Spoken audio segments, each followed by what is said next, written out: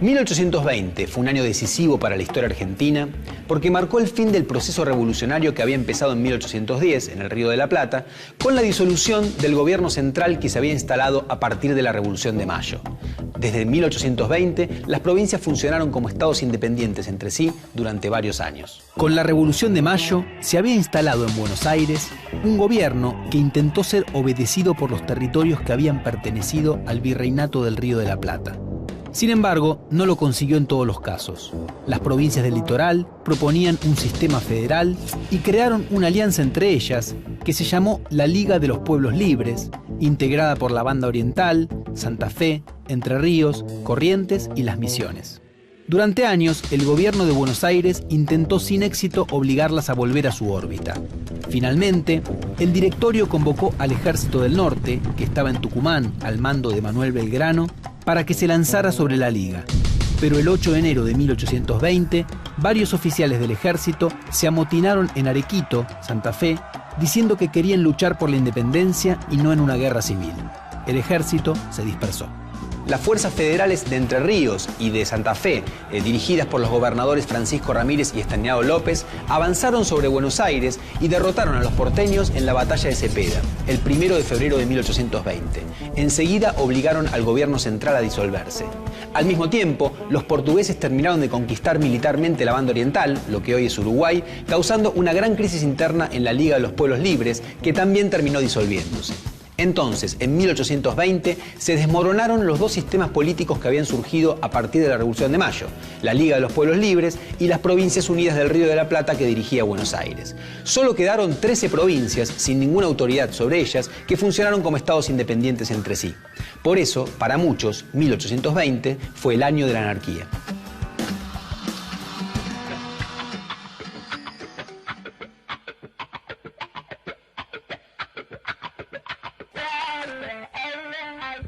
La caída del gobierno central coincidió con la formación de estados provinciales autónomos. La consolidación de los estados provinciales estuvo acompañada por el fenómeno del caudillismo, término que engloba liderazgos regionales de distinta naturaleza. En general, estos líderes provinciales provenían de sectores acomodados. Algunos habían peleado en los ejércitos regulares que se fueron disgregando producto de las guerras civiles, como Felipe Ibarra y Juan Bautista Bustos. Otros, desde el inicio, habían participado en milicias antidirectoriales. Tal es el caso de Estanislao López y Francisco Ramírez. Por último, algunos eran grandes estancieros sin actuación política conocida anteriormente, como Juan Manuel de Rosas. Estos caudillos, lejos de actuar violentamente en un vacío de poder, se desempeñaron en un contexto institucional y debieron ganar la adhesión de los sectores populares mediante un complejo proceso de construcción de poder político y social. Largos años de guerra habían trastornado los procesos productivos rurales y destruido los planteles ganaderos en diversas provincias. La agricultura sufría además por los problemas derivados de la falta de mano de obra.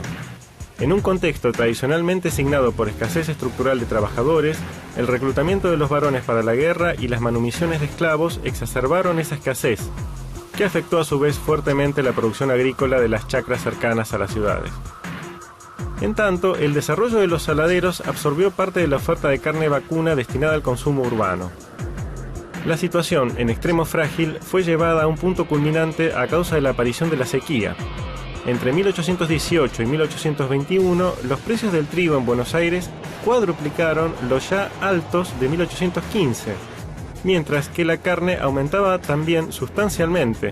Las exportaciones de 1820 se componían en casi un 80% de productos derivados del vacuno. La nueva economía ganadera avanzaba aprovechando los despojos de la guerra, pero también expandiéndose por las nuevas tierras de la frontera bonaerense.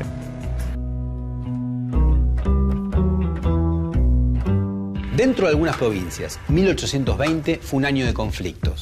Estos fueron particularmente significativos en Buenos Aires, donde hubo distintas autoridades a lo largo del año.